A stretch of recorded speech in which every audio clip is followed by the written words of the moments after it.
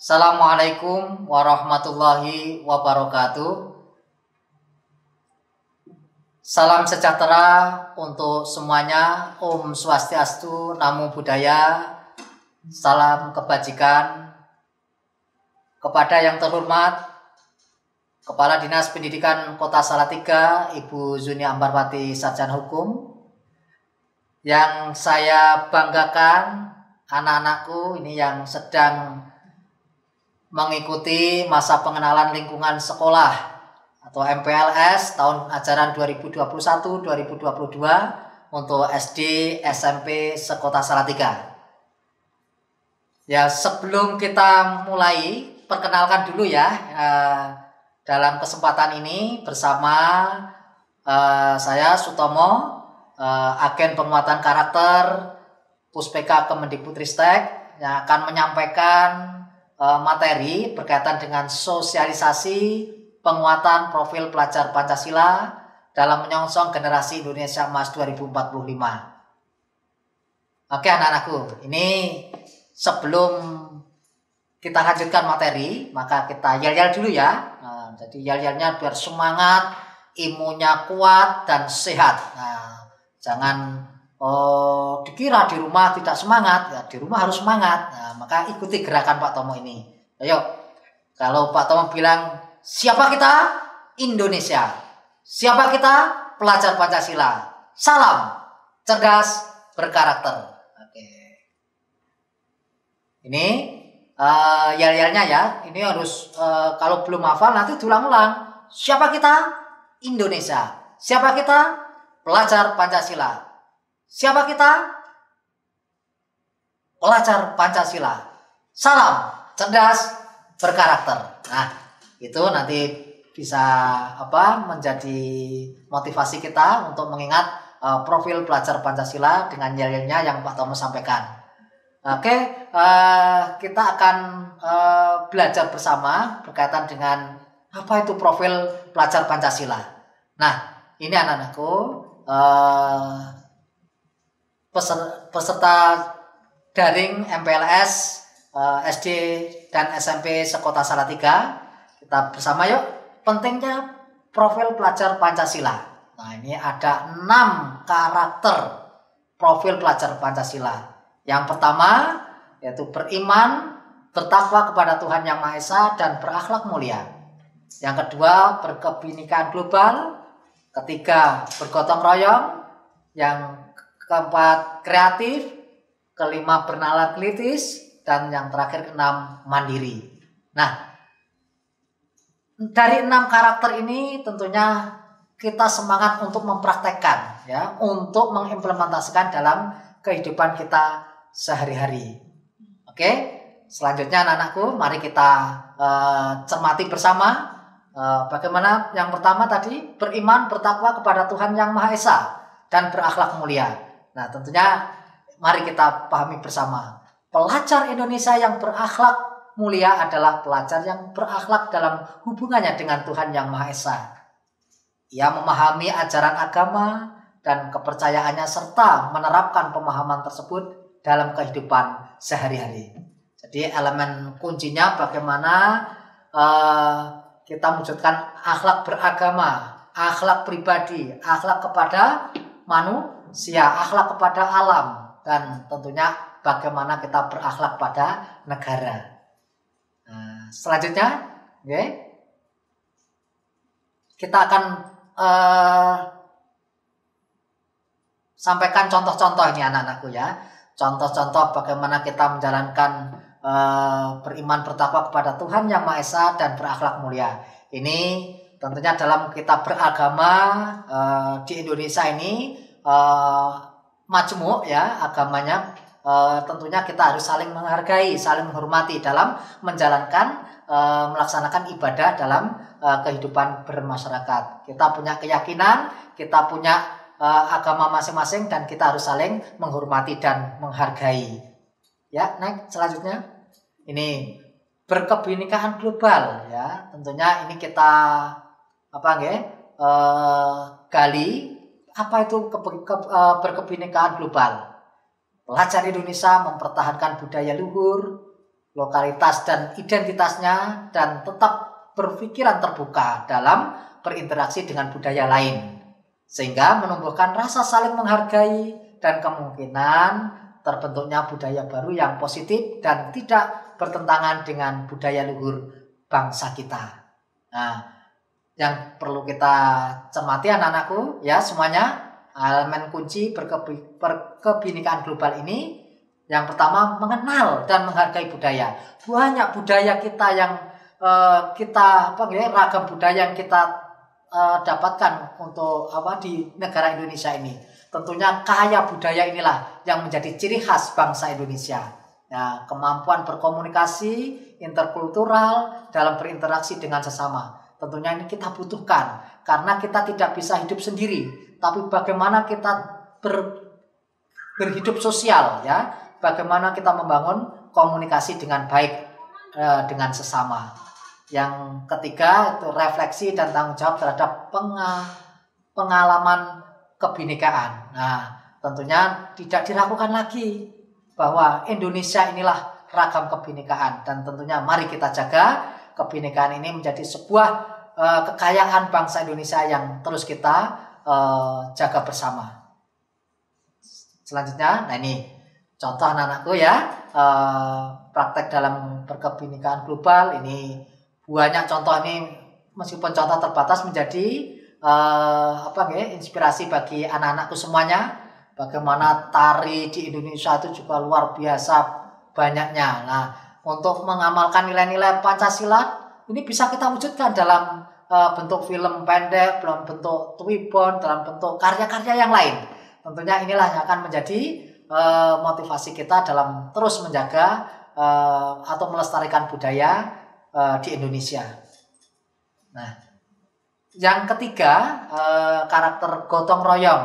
Nah, ini sudah sejak kecil ya, sejak kecil Pak Tomo sudah mengenal ini ya, bagaimana mempraktekkan gotong royong itu ya. Pelajar Indonesia harus memiliki kemampuan gotong royong ya, ini baik di rumah, terutama yang saat ini pandemi ya anak-anakku ya. Pandemi ini tidak menghalangi kita untuk bagaimana mendukung keluarga kita, lingkungan kita dalam melakukan gotong royong. Nah, bentuk gotong royongnya ini macam-macam, apalagi di pandemi ini harus hati-hati ya. Mari kita terus kobarkan semangat gotong royong itu, yaitu dengan kemampuan untuk melakukan kegiatan secara bersama-sama dengan sukarela agar kegiatan yang dikerjakan dapat berjalan lancar, mudah, dan ringan. Ini bisa kita lakukan di keluarga, di masyarakat, atau dalam kehidupan bersosial. Nah, ini bagaimana kita mampu berkolaborasi, kepedulian yang tumbuh pada diri kita, dan berbagi itu sudah melekat pada diri kita.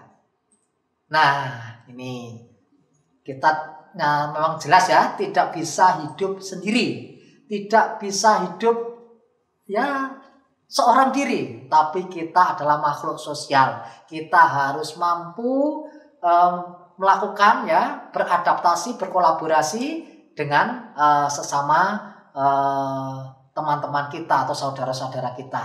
Nah, ini contoh-contoh, ini juga banyak contoh lain yang tentunya anak-anak juga sudah banyak melakukan praktek-praktek gotong royong di rumah maupun di lingkungannya, di lingkungan sekolah masing-masing.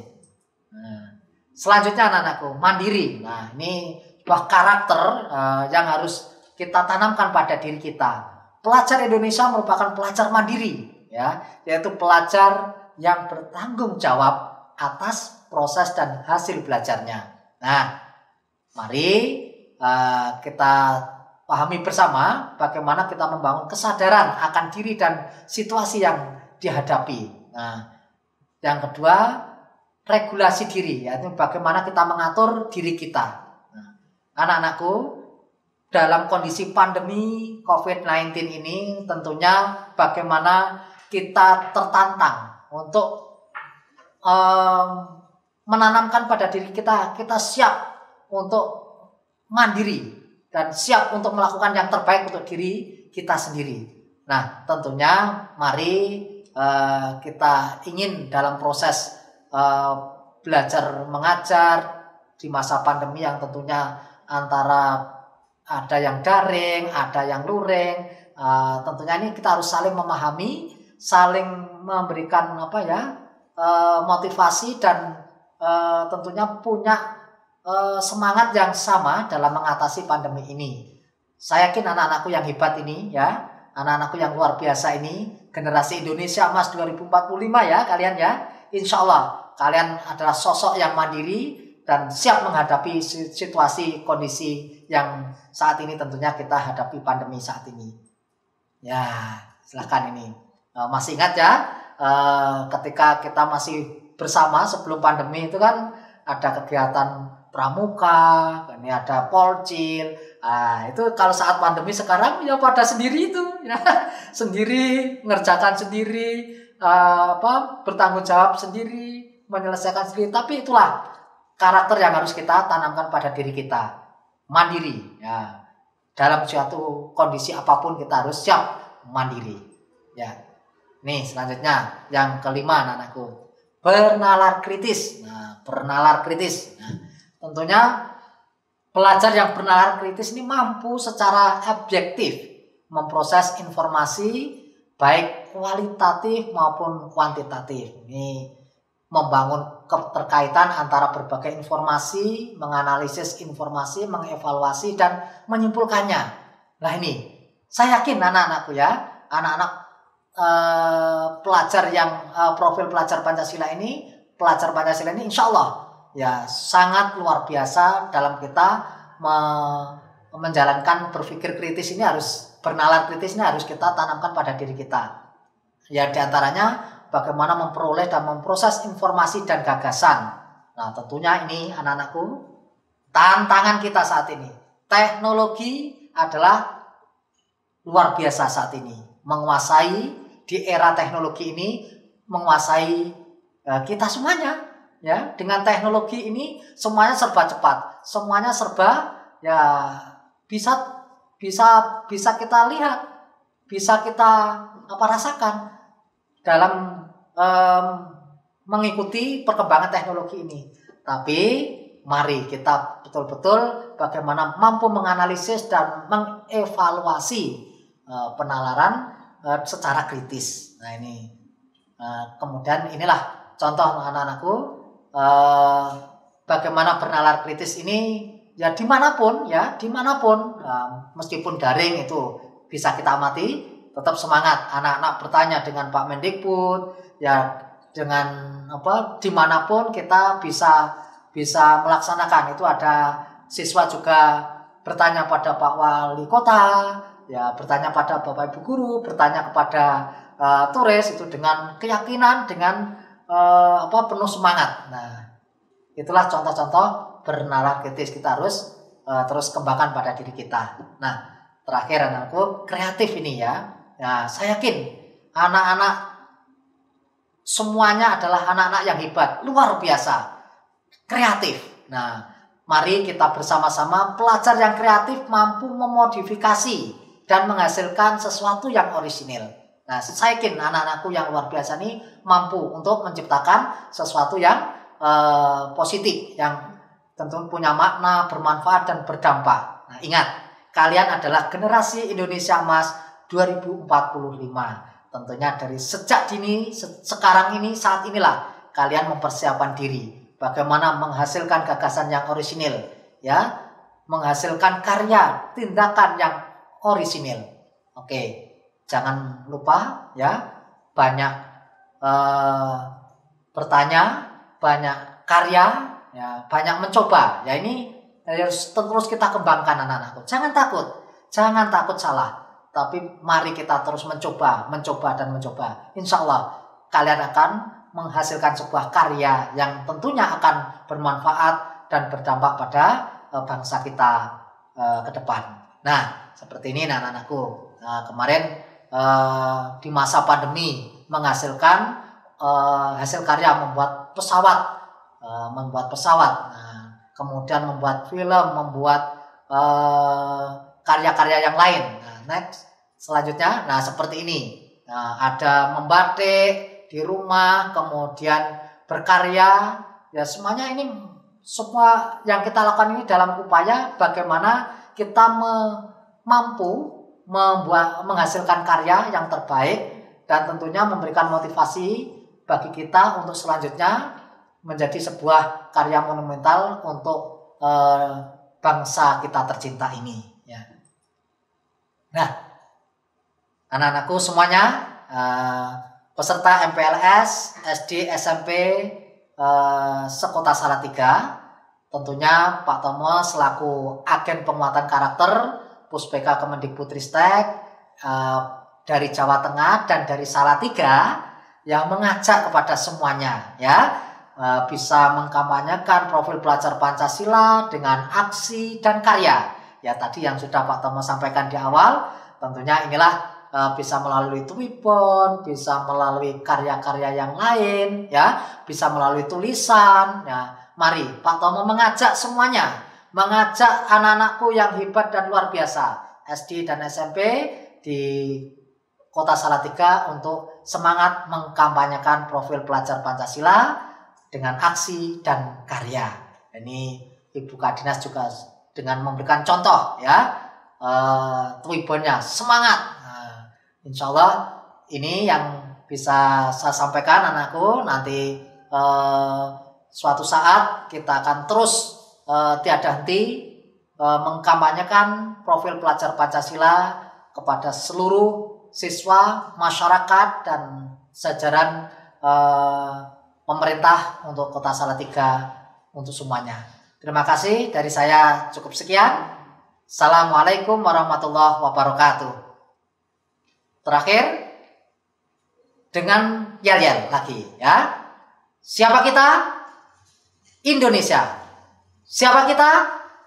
Pelajar Pancasila. Siapa kita? Pelajar Pancasila. Salam cerdas berkarakter. Assalamualaikum warahmatullahi wabarakatuh.